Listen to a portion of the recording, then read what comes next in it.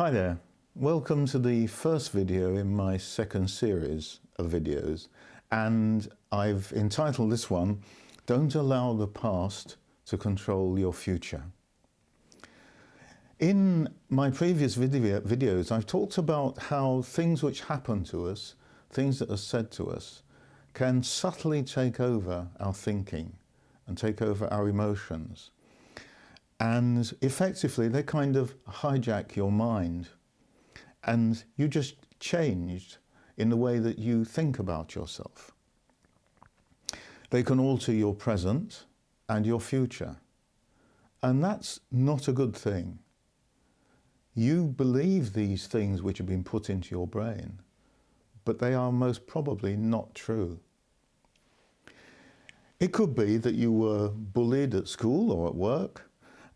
You were made to feel inferior, a failure, or anxious perhaps. You did something and you were criticised, and then that hit you so hard it demolished your self-esteem. And that works on your subconscious mind, and it becomes part of you. And so your self-esteem and your self-worth just collapses. And that can take a long time to heal. But you mustn't allow these words to take you over and affect your future. Because words are just words, and they may not be true. And the effect that they're having on you may also be a false effect. What you need, as I've said in my earlier videos, is a new perspective on that. Don't just rely on your own brain, because our brains can act like kind of echo chambers.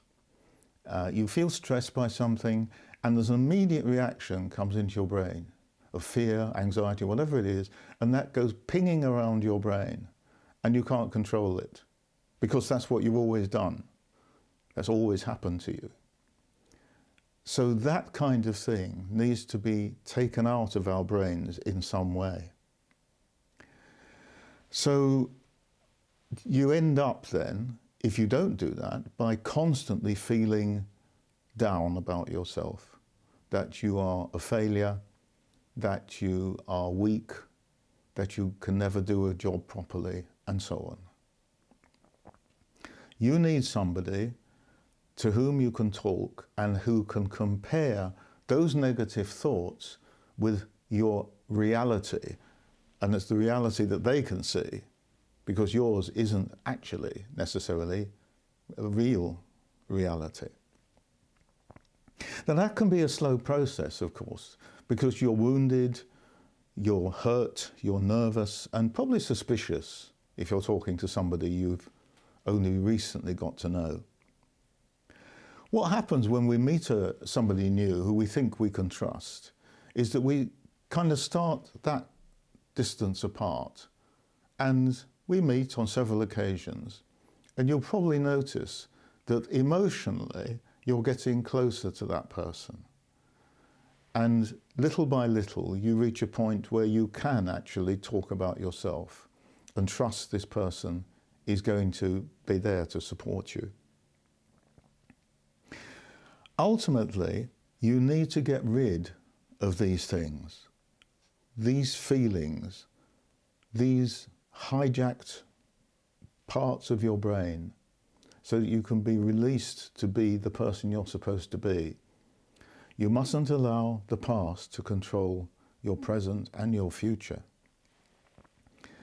The American philosopher Richard Rohr said this: "If we do not transform our pain, we will most assuredly transmit it. If we do not transform our pain, we will most assuredly transmit it." Next time, I'll be talking about the kind of situations in your past which have perhaps hijacked your brains, and how you can think about them and evaluate them.